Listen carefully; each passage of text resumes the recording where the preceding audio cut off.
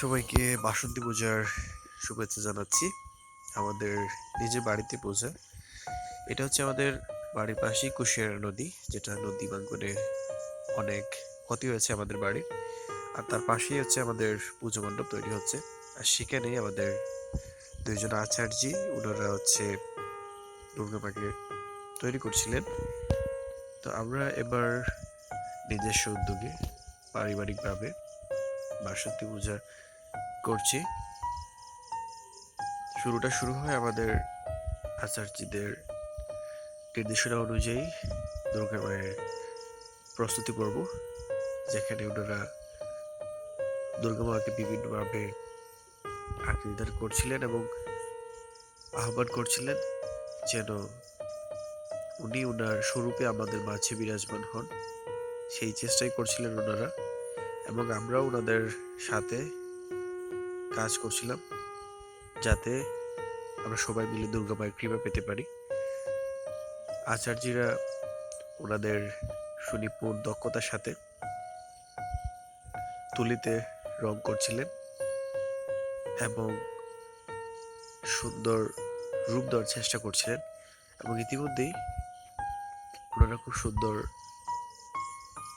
একটা রূপ দেন মায়ের, এবং মা আমাদের সামনে অনেকটা প্রতীয়মান হয়ে যান, এবং যেটা দেখে আমরা আসলেই অনেক খুশি হই এবং সবাই অনেক উল্লাসিত ছিল এমন সুন্দর রূপ দেখে। এবং আমাদের আচার্যরা ওনাদের আপ্রাণ চেষ্টা করছিলেন, সর্বোচ্চ দক্ষতার সাথে কাজগুলা করছিলেন এবং ধীরে ধীরে কাজগুলো আগাচ্ছিলেন। তারপর মাকে শাড়ি পরানো হয়, সিংহ রঙিন করা হয়, এবং মাকে একটা সময় অনেক সুন্দর লাগে দেখতে,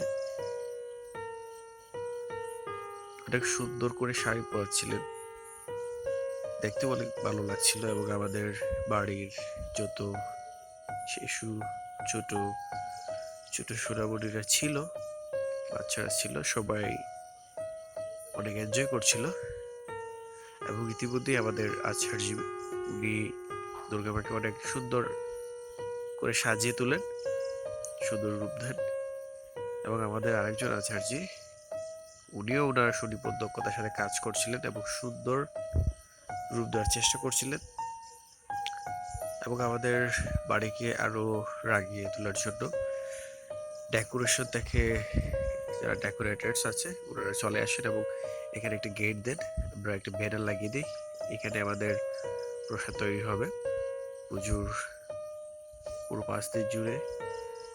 তারপর 5 দিন হোক কিংবা একদিন এখানেই রান্না হবে, এবং আমাদের ডেকোরেটার্সের লোকজন এসে বাড়িঘর এভাবেই সাজিয়ে দেয়। যদিও এটা আমাদের পুরাতন বাড়ি, আমরা আমাদের নতুন বাড়িটা খানিকটা দূরে, এবং আমরা এখানে সবাই ছিলাম। আমরা সবাই মিলে আমাদের মাকে আহ্বান করার চেষ্টা করছিলাম, এবং একটা সময় আমাদের ঠাকুরমশাই সর্বশেষ কাজের যে অংশটুকু ছিল সেটা উনি শেষ করে ফেলেন, এবং মায়ের হাতে অস্ত্র যেগুলা তাকে কিংবা শঙ্খ, ঘণ্টা সবকিছু উনি দিয়েছিলেন এবং চক্ষুদান করেন। আশা করছি বাকিটা দেখানোর চেষ্টা করব।